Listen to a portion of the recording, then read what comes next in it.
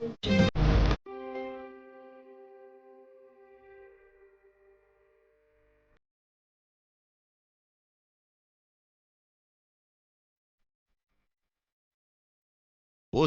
புத்தகத்தை தொடர்ந்து வருவது யோவேலின் புத்தகம். யோவேல் என்றால் என்ன அர்த்தம்? கர்த்தரே என் தேவன். இந்த புத்தகத்தை எழுதியது யோவேல்தான். எத்தனை அதிகாரங்கள்? 3 அதிகாரங்கள். அதேபோல 73 வசனங்கள். கிமு 835வது வருடத்திலே இது எழுதப்பட்டிருக்கிறது. இவன் யாருடைய குமாரன்? பெத்துவேலின் குமாரன். யூத ராஜ்யத்திற்கு யோவேல்தான் முதலாவது தீர்க்கதரிசி. எருசலேமுக்கு மிக நெருக்கமாக வாழ்ந்த ஒரு தீர்க்கதரிசி. இஸ்ரவேல் ராஜ்யத்திற்கு எலியா தீர்க்கதரிசியாக இருந்தபோது, எலீசா சீஷனாக இருந்தபோது, நல்லா கவனிக்கணும், இஸ்ரவேல் ராஜ்யத்தை சரி செய்வதற்காக எலியா இருந்த காலத்திலே இந்த பக்கம் யூதா ராஜ்யத்தை நல்வழிப்படுத்துவதற்கு யோவேல் இருந்தான். இஸ்ரவேல் ராஜ்யத்தை சரி செய்வதற்கு முதல் தீர்க்கதரிசியாக எலியா வந்தான். யூதா ராஜ்யத்தை சரி செய்வதற்கான முதல் தீர்க்கதரிசியாக யோவேல் வந்தான். யோவேல் முதல் தீர்க்கதரிசி. அது மாத்திரமல்லாமல் இன்னும் முக்கியமாக யோவாசின் காலத்திலே யோவேல் தன்னுடைய ஊழியத்தை தொடர்ந்தான். அது எந்த காலம் என்ற கேள்வி எழுப்பினால், யோவாசின் காலத்திலே தன்னுடைய ஊழியத்தை அவன் தொடர்ந்தான். குறிப்பாக கவனிக்க வேண்டியது என்னவென்றால், யோவேலின் காலத்திலே ஒரு பெரிய பஞ்சம் வந்தது. இந்த தேசத்திலே பயங்கரமான ஒரு பஞ்சம் உண்டாயிற்று. அப்படி பஞ்சம் ஏற்பட்டிருந்த காலத்தில்தான் யோவேல் தீர்க்கதரிசியாக தன் ஊழியத்தை அங்கே செய்து கொண்டிருந்தான். அப்படி அந்த பஞ்ச காலத்தில்தான் யோவேல் அந்த ஜனங்களுக்கு அறைகூவல் விடுத்தான், மனந்திரும்புங்கள் என்று சொல்லி 1 அதிகாரம் 5வது வசனத்திலே மனந்திரும்புங்கள். அதேபோல 2:13 சொல்லுகிறான், புலம்புங்கள். 1 அதிகாரம் 18வது வசனத்திலே மிருகங்கள் தவிக்கின்றன. அதேபோல 1 அதிகாரம் 9ஆம் வசனத்திலே ஊழியக்காரராகிய ஆசாரியர்கள் துக்கிக்கிறார்கள். 1 அதிகாரம் 14ஆம் வசனத்திலே வாருங்கள் உபவாசம் இருக்கலாம், உபவாசம் இருந்து ஜெபிக்கலாம் வாருங்கள் என்று மூப்பர்களை ஒன்று சேருங்கள் என்று 1 அதிகாரத்தின் 14ஆம் வசனத்திலே என்று தன் பிரசங்கத்திலே அறைகூவல் விடுக்கிறான். அதற்கு பிறகு என்ன நடந்தது? பிரஜைகளை திரும்ப அழைக்கிறான். தேவனை விட்டு விலகிப்போன ஜனங்களை திரும்ப அழைக்கிறான். எல்லோரும் வாருங்கள், சிறியோர் பெரியோர் என்றில்லாமல் எல்லோரும் வாருங்கள், எல்லோரும் சேர்ந்து கண்ணீர் சிந்தி ஜெபிக்கலாம் வாருங்கள். கஷ்டம் வந்திருக்கிறது, பஞ்சம் வந்திருக்கிறது. இந்த பஞ்ச கஷ்டத்திலிருந்து, பாவத்தின் பிடியிலிருந்து நாம் மீள வேண்டுமென்றால் சிறியோர் பெரியோர் என்ற வித்தியாசம் இல்லாமல் எல்லோரும் உபவாசம் இருந்து ஜெபிக்க வேண்டும். அப்படி ஜெபிக்கும் போது என்ன நடக்கும்? தேவன் மனதுருகுவார், நமக்கு இறங்குவார், கருணை காட்டுவார். அந்த கருணை, தேவ இரக்கம் என்ன செய்யும்? நம்மை மனஸ்தாபப்படும்படி செய்யும், நம் பாவத்தை விட்டு விலகும்படி செய்யும். உபவாசம் இருக்கலாம். அப்பொழுது என்ன நடக்கும்? சத்துருக்கள் சிதறடிக்கப்பட்டார்கள். எருசலேம் பரிசுத்த பட்டணமாக்கப்பட போகிறது. நதிகள் பொங்கி வழியும். யூதா மறுபடியும் நன்மையை காணும். தேவனுடைய பிரஜைகள் நித்தியமும் வாழுவார்கள். இது யோவேலினுடைய செய்தியாயிருந்தது. இப்ப புரியுதாங்க? யூதா ராஜ்யம் ஆளுகை செய்யப்பட்ட நாட்களிலே முதலாவது தீர்க்கதரிசியாக தேவன் யோவேலை அனுப்பிய போது ஒரு பெரும் பஞ்சம் உண்டாயிற்று. அந்த பஞ்சத்துக்கு காரணம் என்னவென்றால் அந்த பிரஜைகள் செய்த பாவங்கள்தான். தேவன் உபாகமம் புத்தகத்திலே தெளிவாக சொல்லியிருக்கிறார், நீங்கள் என் பேச்சை கேட்காமல் எனக்கு எதிர்த்து நின்றால் நான் பஞ்சத்தை அனுப்புவேன். ஆகாயம் வெண்கலமாய் மாறிவிடும், பூமி இரும்பாக மாறிப்போய்விடும், பஞ்சம் வரும், அதனால் மிகுந்த வருத்தத்திற்கு நீங்கள் உள்ளாவீர்கள் என்று சொல்லியிருந்தபடியே பெரும் பஞ்சம் உண்டாயிற்று. பஞ்சம் வந்தபோது ஜனங்களுக்கு அறைகூவல் விடுத்தான், வாருங்கள், மன்றாடலாம், ஜெபிக்கலாம், உபவாசம் இருக்கலாம், தேவனிடத்தில் முறையிடலாம், இந்த பேராபத்திலிருந்து விடுபடலாம். சிறியோரே பெரியோரே எல்லோரும் சேர்ந்து கண்ணீர் சிந்தி ஜெபிக்கலாம். அறைகூவல் விடுத்தான்.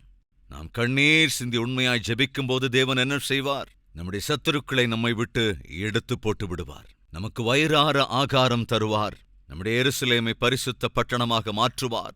நதிகளெல்லாம் பொங்கி வழியும். யூதா நன்மையை திரும்ப பார்க்கும். தேவனுடைய பிரஜைகள் நித்திய ஜீவனை அனுபவிப்பார்கள். இது யோவேலினுடைய செய்தி.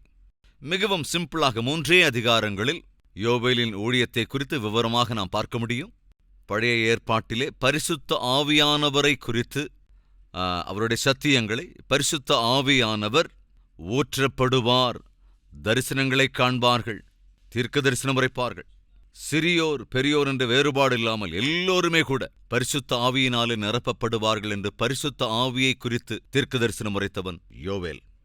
தான் உரைத்த தீர்க்க தரிசனங்களைத்தான் பேதுரு எடுத்துக்கொண்டு எருசலேமிலே வார்த்தையை போதித்தபோது யோவேலின் தீர்க்க தரிசனங்களைத்தான் முன்னெடுப்பாக வைத்து பேதுரு வேதத்தை போதித்தபோது 3000 பேர் ரட்சிக்கப்பட்டதாக நாம் பார்க்கிறோம். அன்று பேதுரு பிரசங்கித்த அந்த பிரசங்கத்தின் சாரம்சம் யோவேலினுடைய செய்தியின் சாரம்சம்தான். அதைத்தான் பேதுரு அன்று போதித்தான். அதன் பலனாய்த்தான் அநேகர் ரட்சிக்கப்பட்டார்கள். யோவேல் யூதா ராஜ்யம் ஆரம்பிக்கப்பட்டதற்கு பிறகு தேவனால் அனுப்பப்பட்ட முதல் தீர்க்கதரிசி. அதிக அளவிலே யோவேலை பற்றி நான் சொல்லாவிட்டாலும் சாரம்சத்தை நான் விளக்கியிருக்கிறேன். அப்படி யூத ராஜ்யத்திற்கு இருந்த தீர்க்கதரிசிகள் யார், இஸ்ரவேல் ராஜ்யத்திற்கான தீர்க்கதரிசிகள் யார் யார் என்பவற்றை நாம் தெளிவாக பார்த்து வந்திருக்கிறோம். மறுபடியும் நினைவுபடுத்த வேண்டுமென்றால் நான் ஞாபகப்படுத்துகிறேன். யூத ராஜ்யத்திற்கான தீர்க்கதரிசிகள்: யோவேல் முதலாவது தீர்க்கதரிசி, அவனைத் தொடர்ந்து ஆமோஸ் இரண்டாவது தீர்க்கதரிசி, ஏசாயா, மீகா முறையே 3ஆம் 4ஆம் தீர்க்கதரிசிகள். அவர்களைத் தொடர்ந்து செப்பனியா, எரேமியா, தொடர்ந்து ஆபகூக் என்று இவர்கள்தான் யூதராஜ்யத்திற்கான தீர்க்கதரிசிகள். ஞாபகத்தில் வச்சுக்குவீங்களா? ஏசாயா, எரேமியா, யோவேல், மீகா, ஆபகூக், செப்பனியா, இவர்கள் யூதராஜ்யத்திற்கான தீர்க்கதரிசிகள். இஸ்ரவேல் ராஜ்யத்திற்கான தீர்க்கதரிசிகள்: எலியா, எலிசா, ஆமோஸ், ஓசியா. இதுக்கு முன்னால ஓசியாவை குறித்து பார்த்தோம். நீங்க எலியாவை எலிசாவை மறக்க மாட்டீங்க, முன்னால பார்த்த ஓசியாவையும் மறக்க மாட்டீங்க, சான்ஸே இருக்காது இல்லையா? அதுபோல இடையில ஆமோஸ் தீர்க்கதரிசி. இந்த 4 தீர்க்கதரிசிகள் இஸ்ரவேல் ராஜ்யத்திற்கான, அதாவது ஏசாயா, எரேமியா, யோவேல், மீகா, ஆபகூக், செப்பனியா, இவர்கள் யூத ராஜ்யத்திற்கான தீர்க்கதரிசிகள். ஒபதியா ஏதோம் ராஜ்யத்திற்கானவன், யோனா நினிவேயுக்கான தீர்க்கதரிசி, நாகூம் அசீரியாவுக்கான தீர்க்கதரிசி. புரிஞ்சுக்கோங்க, நாகூம் அசீரிய ராஜ்யத்திற்கு தீர்க்கதரிசியாக அவளை எச்சரிப்பதற்காக தேவன் அனுப்பினார். யோனா நினிவே பட்டணத்தாரை திருத்துவதற்காக தேவனால் அனுப்பப்பட்டிருந்தவன். அதேபோல் ஒபதியா ஏதோமியர்கள், அதாவது ஏசாவினுடைய சந்ததியினர் ஏதோமியர், அந்த ஏதோமியரை நல்வழிப்படுத்த தேவன் ஒபதியாவை அனுப்பியிருந்தார். ஜாக்கிரதையா நம்ம கவுண்ட் பண்ணா அந்த 16 தீர்க்கதரிசிகளையும் நாம் பார்த்துவிட முடியும். ரைட் ஃப்ரெண்ட்ஸ், தொடர்ந்து இந்நாளிலே ஆமோஸை குறித்து தியானிக்க போகிறோம். யார் இந்த ஆமோஸ்? வாசிக்கலாம். தெக்கோவா ஊர் மேய்ப்பருக்குள் இருந்த ஆமோஸ், கவனிங்க, யூதாவின் ராஜாவாகிய உசியாவின் நாட்களிலும் இஸ்ரவேலின் ராஜாவாகிய யோவாசின் குமாரனாகிய யெரொபெயாமின் நாட்களிலும் பூமி அதிர்ச்சி உண்டாக 2 வருஷத்துக்கு முன்னே இஸ்ரவேலை குறித்து தரிசனம் கண்டு சொன்ன வார்த்தைகள். கவனிங்க, ஆமோஸ் என்றால் பாரத்தை சுமக்கிறவன். ஆமோஸ் என்றால் பாரத்தை சுமக்கிறவன். இந்த ஆமோஸின் புத்தகத்தை எழுதியது ஆமோஸ் தான், அதில் சந்தேகமே இல்லை. எப்பொழுது எழுதியிருப்பான்?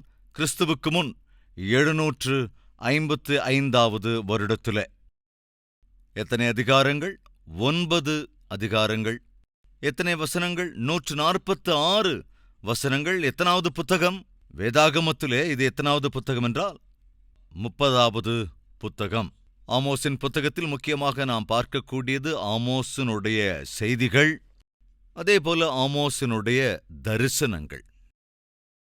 கவனமாய் நாம் பார்க்கிற வேளையிலே ஆமோஸினுடைய தனித்துவம் என்ன?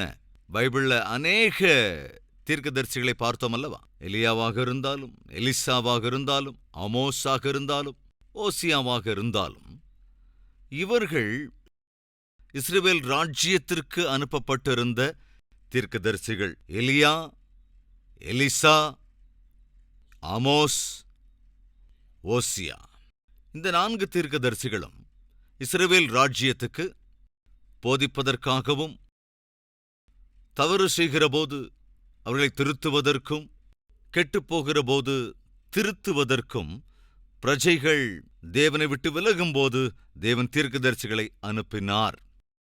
அந்த தீர்க்கதரிசிகள் தான் எலியா, எலிசா, ஆமோஸ், அதேபோல ஓசியா. இந்த 4 பேர் பெயரையும் நீங்கள் கவனத்தில் வைத்துக் கொள்ளுங்கள். ஆமோஸ் தீர்க்கதரிசி ஒரு தனித்துவமானவன். ஏன் தனித்துவமானவன் என்றால், அவன் வேதத்தில் நாம் வாசித்தோம், தெக்கோவா என்ற ஊரை சார்ந்த நபர். தெக்கோவா என்கிற இந்த ஊர் எருசலேமிலிருந்து சுமார் 14 கிலோமீட்டர் தூரத்திலே இருந்தது. இஸ்ரவேல் தேசம் ஒரே ராஜ்யமாக இருந்தபோது அதாவது சவுலும் தாவீதும் அல்லது சாலமோனும் ஆளுகை செய்து கொண்டிருந்த அந்த நாட்களிலே ஒரே ராஜ்யமாக இருந்த இந்த இஸ்ரவேல் ராஜ்யம் சாலமோனுடைய ஆளுகை ஒரு தவறான நிலைக்கு வந்தபோது அதன் விளைவாக அந்த தேசம் 2 துண்டாக ஆனது. அப்படி ஒன்றாக இருந்த தேசம், சேர்ந்திருந்த அந்த தேசம் 2 துண்டாக உடைந்தபோது இந்த ராஜ்யத்துக்கும் இந்த ராஜ்யத்துக்கும் மத்தியில ஒரு பார்டர் இருக்கும் இல்லையா, அந்த பார்டர்ல இருந்த ஊர் தான், நல்லா கவனிங்க, தெக்கோவா. யூத ராஜ்யமும் இஸ்ரவேல் ராஜ்யமும் பிரிந்து போன சந்தர்ப்பத்தில் அந்த 2 தேசத்துக்கும் பார்டர்ல இருந்த பகுதி தான் இந்த தெக்கோவா என்கிற ஊர். ஆமோசனுடைய தனித்துவம் என்னவென்றால், அவன் யூத ராஜ்யத்துக்கு சம்பந்தப்பட்டவன். கவனமாய் தீர்க்கதரிசிகளை, அதாவது இந்த 12 தீர்க்கதரிசிகளை பார்க்கும்போது பாருங்க, யூத ராஜ்யத்திற்கு அனுப்பப்பட்ட தீர்க்கதரிசிகளாக இருந்தாலும் இஸ்ரவேல் ராஜ்யத்திற்கு அனுப்பப்பட்ட தீர்க்கதரிசிகளாக இருந்தாலும் அந்தந்த பகுதியை சார்ந்தவர்களாக இருந்தார்கள். எலியா இஸ்ரவேல் ராஜ்யத்தை சேர்ந்தவன் தான். எலிசா இஸ்ரவேல் ராஜ்யத்தை சேர்ந்தவன் தான். அதேபோல ஓசியா இஸ்ரவேல் ராஜ்யத்தை சேர்ந்தவன் தான். அதேபோல இந்த பக்கம் இருந்த ஏசாயா எருசலேமிலே இருந்தவன். எரேமியா அவனும் எருசலேமிலே இருந்தவன். இப்படி எந்தெந்த தீர்க்கதரிசிகளை தேவன் தெரிந்து கொண்டாரோ, அதாவது யூதா ராஜ்யத்திற்குள்ள ஒரு தாக்கத்தை உண்டாக்க தேவனால் தெரிந்து கொள்ளப்பட்ட தீர்க்கதரிசிகள் யூதா ராஜ்யத்தைச் சேர்ந்தவர்கள்தான். ஆனால் ஆமோஸின் தனித்துவம் என்னவென்றால், அவன் யூத ராஜ்யத்தை சேர்ந்த ஒரு தீர்க்கதரிசியாக இருந்தபோதும் கூட இஸ்ரவேல் ராஜ்யத்திற்குள்ளே போதிப்பதற்காக அந்த ராஜ்யத்திற்குள்ளே அனுப்பப்பட்டவன். உண்மையிலே இது விசித்திரம்தான். யூத ராஜ்யத்தை சார்ந்தவனான ஆமோஸை தேவன் என்ன செய்கிறார், இஸ்ரவேல் ராஜ்யத்திற்கு அனுப்பி அங்கே அந்த பிரஜைகளை வழிநடத்து என்று அனுப்பி வைக்கிறார். இப்படி ஒரு தேசத்தை சார்ந்த தீர்க்கதரிசிகள் இன்னொரு தேசத்திற்கு, அதிலும் குறிப்பாக யூதா ராஜ்யத்திற்கும் இஸ்ரவேல் ராஜ்யத்துக்கும் சம்பந்தப்பட்ட இங்குள்ள தீர்க்கதரிசிகளை வெளிதேசத்திற்கு அனுப்புவதை ஆமோஸின் வாழ்க்கையில் நாம் பார்க்கிறோம். மறந்துடக்கூடாதுங்க. இதே ஆமோஸின் காலத்தில்தான் யோனாவும் தீர்க்கதரிசியாக இருந்தான். ஆனால் யோனா அங்கே இஸ்ரவேல் ராஜ்யத்திற்கான தீர்க்கதரிசியாகவோ அல்லது யூத ராஜ்யத்திற்கான தீர்க்கதரிசியாகவோ தேவன் அனுப்பவில்லை. நல்ல கவனிங்க, யோனாவை தன்னுடையதல்லாத தேசத்துக்கு, ஒரு வெளி தேசத்துக்கு மிஷனரியாக தேவன் அனுப்பினார், தீர்க்கதரிசியாக அனுப்பினார். எந்த தேசத்துக்கு தெரியுமா? எந்த தேசத்துக்குங்க? நினிவே பட்டணம் எந்த தேசத்தோட கேபிட்டல்? அசீரிய சாம்ராஜ்யத்துக்கான கேபிட்டல். சோ அந்த அசீரிய சாம்ராஜ்யத்திற்கு கேபிட்டலாக இருந்த நினிவே பட்டணத்துக்கு தேவன் யோனாவை அனுப்பினார். அதேபோல ஆமோஸ் யூத ராஜ்யத்தை சார்ந்தவனாக இருந்தான். ஆனால் இஸ்ரவேலுக்கு சென்று அவர்கள் செய்கிற பாவத்தை கண்டித்து உணர்த்தி மீட்க வேண்டும் என்று, அவர்களை சரி செய்ய வேண்டும் என்றுதான் தேவன் ஆமோஸை அங்கு அனுப்பினார். ஆமோஸுடைய பெயரை பார்த்தோம், அதன் அர்த்தத்தையும் பார்த்தோம். ஆமோசனுடைய ஊர் எதுவென்று பார்த்துவிட்டோம். ஆமோஸ் செய்து கொண்டிருந்த வேலை என்ன? ஆடு மேய்ப்பன். 7வது அதிகாரம் 14வது வசனம். ஆமோஸ் அமத்சியாவுக்கு பிரதியுத்தரமாக, நான் தீர்க்கதரிசியும் அல்ல, தீர்க்கதரிசியின் புத்திரனும் அல்ல, நான் மந்தை மேய்க்கிறவனும் காட்டத்தி பழங்களை பொறுக்குகிறவனுமாயிருக்கிறேன். சோ ஒரு ஆடு மேய்ப்பன். கவனிக்கிறீங்களா சகோதர சகோதரிகளே? ஆடுகளை மேய்க்கக்கூடிய ஒரு மேய்ப்பன், காட்டத்தி பழங்களை பொறுக்கிக் கொண்டிருந்த ஒரு சாதாரணமான மனிதன். ஆனால் நினைவில் கொள்ள வேண்டிய மிக முக்கியமான விஷயம் என்னவென்றால், எலிசா இஸ்ரவேல் ராஜ்யத்திற்கான தீர்க்கதரிசியாக தேவனால் மிகவும் பலமாக பயன்படுத்தப்பட்ட போது இந்த ஆமோஸ் ஒரு வாலிபன். எலிசா இஸ்ரவேல் தேசத்திலே வல்லமையாக பயன்படுத்தப்பட்டு கொண்டிருந்த போது ஆமோஸ் ஒரு வாலிபன். நல்லா கவனிங்க, வேத பண்டிதர்களுடைய அபிப்பிராயம், எலியா எலிசாவுக்கு ஒரு குரு, ஆவிக்குரிய குரு, ஆவிக்குரிய தகப்பன். எலியா தன்னுடைய ஊழியத்தை செய்து கொண்டிருந்த காலத்திலே 7 ஆச்சரிய காரியங்களை செய்தான். எலியா தேவ சமூகத்துக்கு போகிற போது எலிசா கேட்கிறான், என் தகப்பனே, உமக்குள் இருக்கிற ஆவி 2 எனக்கு வேண்டும் என்று விண்ணப்பம் பண்ணினான், ஜெபித்தான். அந்த ஜெபத்துக்கு தேவன் செவிசாய்த்து எலிசாவுக்கு 2 ஆசீர்வாதங்களை அனுகிரகம் செய்தார். 7 அதிசயங்களை எலியா செய்திருக்கையில் 14 அற்புத காரியங்களை எலிசா செய்தான். எவ்வளவு அற்புதம் பாருங்க. எனவே எலிசாவின் மூலமாக தேவன் செய்கிற ஊழியங்களை குறித்து, எலிசாவின் மூலமாக தேவன் எவ்விதத்தில் இந்த ஜனங்களுக்குள்ள ஒரு தாக்கத்தை உண்டாக்கினாரோ என்றவைகள் எல்லாவற்றையுமே கொஞ்சம் ஆமோஸ் தன்னுடைய வாலிப பிராயத்தில் கவனித்திருந்திருக்கிறான். ஆமோஸ் ஒரு ஆடுமேய்ப்பனாக இருந்தாலும் தான் எலிசா செய்த ஊழியங்களை எல்லாம் கவனித்து அதனால் இன்ஸ்பிரேஷனாகி, அதாவது உற்சாகப்படுத்தப்பட்டவனாக ஊழியத்துக்கு வந்திருக்கலாம் என்பது அபிப்பிராயம். ஃபார் எக்ஸாம்பிள், நம்முடைய ஹைதராபாத்ல பக்தர் சிங் அவர்கள் இருந்தார்கள். அற்புதமாக ஊழியம் செய்தவர். வேதத்தை, தூய வார்த்தைகளை உள்ளது உள்ளபடி அருமையாய் போதித்தவர். தெய்வ வார்த்தைகளை நேர்த்தியாய் கற்றுக் கொடுத்தவர். அவ்வளவு அற்புதமான ஒரு ஊழியக்காரர். அவர் எழுதின புத்தகங்களோ, அதேபோல அவருடைய போதனைகளோ எத்தனையோ லட்சக்கணக்கானோரை தேவனுக்குள் கொண்டு வந்திருக்கிறது. தயவு செஞ்சு கவனிக்கணும். அவருடைய புத்தகங்களை படித்தவர்களில் நானும் ஒருவன். அப்பொழுது என்னுடைய வயது சுமார் 20 இருந்திருக்கும். சோ நாம் என்ன புரிஞ்சுக்கணும்னா, பக்தர் சிங் ஐயா அவர்கள் அற்புதமாக ஊழியம் செய்து கொண்டிருந்த போது ஒரு வாலிபனாக அவர் எழுதிய புத்தகங்களை படித்து ரொம்பவும் நான் இன்ஸ்பயர் ஆனேன். அவர்கள் தேவன் தனக்கு கொடுத்த ஊழியத்தை நிறைவேற்றி இறந்து போனார். அதைத் தொடர்ந்து அநேக வாலிபர்கள் என்னோட கூட சேர்த்து தேவனுடைய கிருபையினாலே பயன்படுத்தப்பட்டு கொண்டிருக்கிறார்கள். சோ என்ன புரிஞ்சுக்கிறோம்? நான் ஊழியத்திற்கு வந்த ஆரம்ப நாட்களிலே பக்தர் சிங் ஐயா அவர்கள் இதே ஊர்ல தான் இருந்தாங்க. ஆனால் கொஞ்சம் உடல்நிலை சரியில்லாத நிலையில அந்த நாட்களிலே படுக்கையில் தான் இருந்தாங்க. ஆனால் அவரால் எழுதப்பட்ட புத்தகங்களோ, அதேபோல அவர் செய்த ஊழியங்களோ என்னை போன்றவர்களுக்கு மிகவும் இன்ஸ்பைரிங்காக இருந்தது. அதே போலத்தான் எலிசாவினுடைய அற்புத ஊழியங்கள் ஆமோசுக்குள் ஒரு மிகுந்த தாக்கத்தை உண்டாக்கியதென்று, உற்சாகப்படுத்தியதென்று பார்க்கிறோம். சோ வாழ்ந்தா அப்படி வாழணுங்க. எலிசாவைப் போல வாழ வேண்டும். தேவனுக்காக வாழ வேண்டுமென்றால் எலிசாவைப் போல வைராக்கியமாய் வாழ வேண்டும். ஊழியம் செஞ்சா எலிசா மாதிரி தான் ஊழியம் செய்யணும். தேவனுக்காக வாழ்ந்தா எலிசா மாதிரி தான் வாழணும். அப்படிப்பட்ட ஒரு உற்சாகத்தோடு இன்ஸ்பிரேஷன் ஆடுமேய்ப்பனான ஆமோசுக்கு எலிசாவை பார்த்துதான் வந்திருக்கும் என்பது வேத பண்டிதர்களின் அபிப்பிராயம். ஏனென்றால் ஆமோஸ் வைராக்கியம் நிறைந்தவன். ஆமோஸ் நல்ல தைரியத்தோடு இருந்தவன். ஆமோஸ் அதேபோல நல்ல திட மனதோடு இருந்தவன். ஏனென்றால் யூத ராஜ்யத்தை சார்ந்தவன்.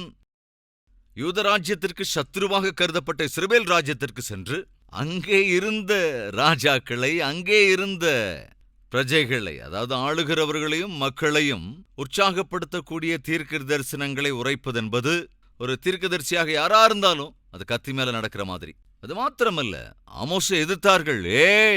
எங்க தேசத்துக்குள்ளெல்லாம் வந்து இப்படி போதிக்க கூடாது, கோ பேக் என்று மிரட்டினார்கள். யாரை? ஆமோஸை. உன்னுடைய தேசம் அது, உன்னுடைய ஊர் இது, நீ எங்கிருந்து வந்திருக்க, இங்க வந்து எதுக்கு இதெல்லாம் பேசுற, போ என்று மிரட்டினார்கள். இப்படி மிரட்டப்பட்ட போது மிரண்டு போய் திரும்பி போயிட்டானாங்க? இல்லவே இல்லைங்க. அதான் சொல்ற, ரொம்ப தைரியமானவன் ஆமோஸ். தைரியத்தோடு கூட தேவன் போகச் சொன்ன இடத்திற்கு சென்று அற்புதமாக தேவன் சொல்லுகிற தீர்க்க தரிசனத்தோடு கூடிய பிரசங்கங்களை செய்தபோது ஏசாயா நிலையில் இருக்காரா? பெரிய தீர்க்கதரிசி. அவனும் ஒரு வாலிபன். ஏசாயாவை போலவே மீகாவும் ஒரு வாலிபன் தான். இதுல விசித்திரம் என்னன்னா, ஆமோஸ் யூத ராஜ்யத்தை சார்ந்தவனாக இருந்தாலும் இஸ்ரவேல் ராஜ்யத்திற்கு சென்று தேவன் உரைக்கச் சொல்லுகிற தீர்க்க தரிசனங்களை, தேவன் போதிக்கச் சொல்லுகிற காரியங்களை பயமே இல்லாமல் தைரியமாக வைராக்கியமாய் போதித்துக் கொண்டிருந்த போது ஏசாயா ஒரு வாலிபன், மீகாவும் வாலிபனாக இருந்தவனான். என்ன பிரசங்கம் அது! என்ன தைரியம் அவருக்கு! ஆமோஸ் செய்கிற பிரசங்கத்தை பார்க்கும்போது, அவருடைய தைரியத்தை பார்க்கும்போது நமக்குள்ள ஒரு மாதிரி இருக்குல்ல. ஊழியோன்னு பண்ணுனா ஆமோஸ் மாதிரி தான் பண்ணணும். தேவனுக்காக வாழ்ந்தால் ஆமோஸை போலத்தான் வாழ வேண்டும். தேவனுடைய பட்சமாய் ஊழியம் செய்தாலும், தேவ வார்த்தையை போதித்தாலும், தீர்க்க தரிசனங்களை உரைத்தாலும் ஆமோஸ் மாதிரி தான் செய்யணும் என்கிற இன்ஸ்பிரேஷன் ஏசாயாவுக்குள்ளே வந்ததாம். ஏசாயா, மீகா, ஆமோஸ் ஊழியம் செய்து கொண்டிருந்த நாட்களிலே இவர்கள் வாலிபர்கள். அதேபோல எலிசா ஊழியம் செய்த நாட்களிலே இந்த ஆமோஸ் அப்போ வாலிபன். அது மட்டுமல்ல, ஆமோஸ் ஊழியம் செய்து கொண்டிருந்த நாட்களிலே தீர்க்கதரிசியாக பணியாற்றி கொண்டிருந்த போது அதே காலத்தில் சக ஊழியக்காரனாக இருந்தது யார் தெரியுமா? யோனா. புரியுதுங்களாங்க? ஆமோஸ், யோனா இவர்கள் இருவருமே ஒரே காலகட்டத்தில் தீர்க்கதரிசிகளாக தேவனால் பயன்படுத்தப்பட்டார்கள். இப்போ கொஞ்சம் நல்லா கவனிங்க. ஆமோஸ் யூத ராஜ்யத்தில் இருந்தப்போ எங்க போனா? இஸ்ரவேல் ராஜ்யத்திற்கு சென்று தேவனுடைய ஊழியத்தை அங்கே செய்தான். அதே சமயத்தில் தான் யோனாவும் இருந்தான். அப்போ யோனாவை தேவன் என்ன செய்தார்? அவன் இருந்த இஸ்ரவேல் தேசத்திலிருந்து நினிவேவுக்கு செல் என்று அவனை நினிவேவுக்கு அனுப்பினார். அதேபோல ஆமோஸை தானிருந்த யூதா தேசத்திலிருந்து இஸ்ரவேல் தேசத்திற்கு சென்று தேவனுடைய சித்தத்திற்கேற்ற வேத வார்த்தைகளை போதித்தான், தரிசனங்களையும் கண்டான். 3 வார்த்தைகள்ல இந்த ஆமோஸ் புத்தகத்தை நான் உங்களுக்கு விளக்குகிறேன். இந்த ஆமோஸை குறித்து இந்த இடத்தை தவிர வேற எங்கேயுமே பைபிள் நாம பார்க்க முடியாது. ஒபதியா, யோவேல் இவர்களுக்கு அடுத்தபடியாக வந்த தீர்க்கதரிசிதான் ஆமோஸ். இப்போ நான் சொல்ற விஷயத்தை நீங்க கொஞ்சம் கவனிக்கணும். 1ஆம் அதிகாரத்திலும் 2ஆம் அதிகாரத்திலும் எதை பார்க்க முடியும் என்றால், ஆமோஸ் தேவனுடைய நியாய தீர்ப்பை குறித்து தெரியப்படுத்துகிறான். யாருக்கு? இஸ்ரவேலை சுற்றி சில தேசங்கள் இருந்தன. சிரியா, தமஸ்கு, காத்சா, அது பெலிஸ்தர்களுடைய தேசம். தீரு, எக்ரோன், ஏதோம், அம்மோன், மோவாப், இந்த தேசங்கள் எல்லாமே இஸ்ரவேல் தேசத்தை சுற்றி இருந்தவைகள் தான். எனவே தேவன் ஆமோஸை கொண்டு இஸ்ரவேலை சுற்றி இருந்த தேசங்களுக்கெல்லாம் நியாய தீர்ப்பை விளக்குகிறார். அந்த நியாய தீர்ப்பு எப்படிப்பட்டது என்பதை 1வது அதிகாரத்திலிருந்து 3ஆம் அதிகாரம் வரைக்கும் பார்க்க முடியும். ஃபார் எக்ஸாம்பிள், 1வது அதிகாரம் 3ஆம் வசனம், கர்த்தர் சொல்லுகிறது என்னவென்றால், தமஸ்குவினுடைய, தமஸ்கு அப்படின்னா அது சிரியா தேசம். அதேபோல 6ஆம் வசனம், காத்சா அப்படின்னா அது பெலிஸ்தருடைய தேசம். அதைத் தொடர்ந்து தீரு, அதேபோல தீரு, எக்ரோன், அதேபோல காத்சா எல்லாம் பெலிஸ்தருடைய தேசத்துக்கு சம்பந்தப்பட்டவை. 13ஆம் வசனம், அம்மோனியர்கள், அம்மோனியருடைய தேசத்துக்கு சம்பந்தப்பட்டது. 2ஆம் அதிகாரத்தின் 1 வசனம், மோவாபு தேசம், இப்படி மோவாபை குறித்து பார்க்கலாம். அதேபோல 2ஆம் அதிகாரம் 4வது வசனம், யூதா தேசத்தை குறித்து. இப்ப புரிஞ்சிருக்கும்னு நினைக்கிறேன். முதல் 2 அதிகாரங்களில இந்த ஊரை சார்ந்தோர் செய்த பாவங்கள் என்ன, இந்த பாவத்திற்காக தேவன் கொடுக்க போகிற நியாய தீர்ப்பின, வரும் சிக்ஷை என்ன என இந்த முதல் 2 அதிகாரங்களிலே ஆமோஸ் விளக்குகின்றான். முதல் 2 அதிகாரங்களிலே ஆமோஸ் என்ன சொல்லுகிறான்? தேவனுடைய தீர்ப்பை குறித்து இஸ்ரவேல் ராஜ்யத்தை சுற்றியிருக்கிற ராஜ்யங்களுக்கு அவன் அறிவிக்கிறான். அதைத் தொடர்ந்து நாம் பார்க்கக்கூடியது 4 பிரதானமான பாடங்கள் ஆமோஸிலே நாம் பார்க்கிறோம். முதல் 2 அதிகாரங்களிலே இஸ்ரவேல் ராஜ்யத்தை சுற்றியுள்ள ராஜ்யங்களுக்கான தீர்ப்பு. 3, 4, 5, 6ஆம் அதிகாரங்களிலே இஸ்ரவேல் ராஜ்யத்திற்கான தேவனுடைய தீர்ப்பு. இஸ்ரவேலின் ஜனங்கள் எப்படிப்பட்ட பாவங்களை செய்கிறார்கள், எவ்வளவு கெட்டுப் போயிருக்கிறார்கள், இவ்வளவாய் கெட்டுப் போயிருக்கிற இந்த பிரஜைகளை தேவன் எப்படி நியாயம் தீர்க்கப் போகிறார், சிட்சிக்கப் போகிறார், 3 to 6ஆம் அதிகாரங்களில் பார்க்கிறோம். அதைத் தொடர்ந்து வரும் 7, 8, 9ஆம் அதிகாரங்களிலே இஸ்ரவேல் ஜனங்கள் மீது தேவன் கொண்டிருக்கிற அன்பை குறித்து, அவர்களுக்காக தேவன் செய்த உடன்படிக்கையை குறித்து, அவர்களுக்கு எப்பேற்பட்ட நல்ல எதிர்காலத்தை தரப்போகிறார் தேவன். எஸ், அவர்கள் நேசித்ததினாலே இஸ்ரவேல் ஜனங்களை தேவன் சிட்சித்தார். நேசிக்கிற தந்தை தன் பிள்ளைகளை என்ன செய்வான்? கண்டிப்பான், தொடர்ந்து சிட்சிப்பான். இஸ்ரவேல் ஜனங்களை தேவன் நேசித்தார். எனவே முதலில் வார்த்தையினாலே கண்டித்தார், கீழ்ப்படவில்லை. எனவே செய்கையினாலே சிட்சித்தார். சிட்சைக்கு உள்ளானவர்கள் என்று நினைத்து சிட்சித்த பிறகு தேவன் தம்முடைய திட்டம் என்ன, தம்முடைய நோக்கம் என்ன என்பதை, அதேபோல அவர்கள் மீதான தம்முடைய சித்தம் என்ன என்பதை தேவன் கட்டாயம் நிறைவேற்றுவார். எனவே கடைசி 7, 8 மற்றும் 9ஆவது அதிகாரங்களிலே தேவனுடைய உன்னத திட்டம், இஸ்ரவேல் ஜனங்கள் மீது தேவன் காண்பிக்கப் போகின்ற இரக்கம், இவைகள் எல்லாமே கூட ஆமோஸால் விவரிக்கப்பட்டிருக்கிறது. வாருங்கள் தேவனை நோக்கி பார்க்கலாம்.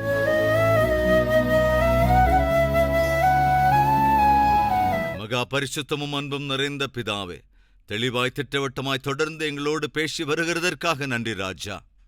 நீர் தெரிந்து கொண்ட தீர்க்கதரிசிகள் எல்லோரும் ஒன்றை செய்தார்கள். உம்முடைய வார்த்தைகளை உள்ளதை உள்ளபடி போதிப்பதும், பாவத்தை கண்டித்து உணர்த்துவதும், பாவத்தை தொடர்ந்து செய்கிறவர்களுக்கு சிட்சை வரப்போகிறதென்று ஆண்டவரை திட்டவட்டமாய் எச்சரித்தீர். மேலோட்டமாய் போதிப்பவர்கள் தீர்க்கதரிசிகள் அல்ல. தனக்காகவோ பிறருக்கு வேதனையை தருமென்றோ ஆண்டவரே சொல்ல வேண்டிய உண்மையான செய்தியை சொல்லாமல் இருப்பவன் அல்ல தீர்க்கதரிசி. சபையோர் வேதனைப்படுவார்களோ என்னவோ, சபையை விட்டு போய்விடுவார்களோ என்னவோ, நன்றாக காணிக்கை தருகிறவர்களை கண்டித்து உணர்த்தும் போது ஒருவேளை நம்மிடத்தில் வருவதை விட்டுவிடுவார்களோ என்னவோ என்பதற்காக ஆண்டவரே, ஆகாரத்திற்காகவோ வயிற்றை நிரப்பிக் கொள்வதற்காகவோ தூய்மையான வார்த்தைகளை மறைப்பதற்காகவோ அல்ல, நீர் ஊழியக்காரர்களை எழுப்பியிருப்பது, தீர்க்கதரிசிகளை எழுப்பியிருப்பது. ஆண்டவரே, வார்த்தையை உள்ளதை உள்ளபடி போதிக்கிற ஊழியக்காரனாக, உம்முடைய சித்தத்தின் அடிப்படையிலான போதகனாக இந்த அடிய ஊழியக்காரனை கடைசி மூச்சு வரை நீர் பயன்படுத்த வேண்டும் என்று கெஞ்சுகிறேன்.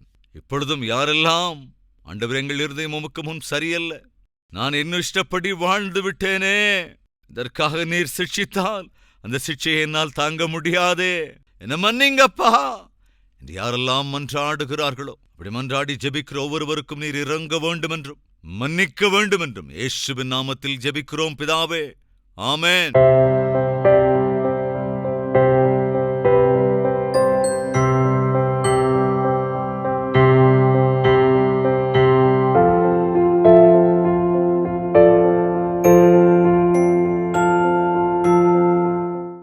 எங்கள் முகவரி கல்வரி, தபால் பெட்டி எண் 30, குக்கட்பள்ளி, ஹைதராபாத் 72.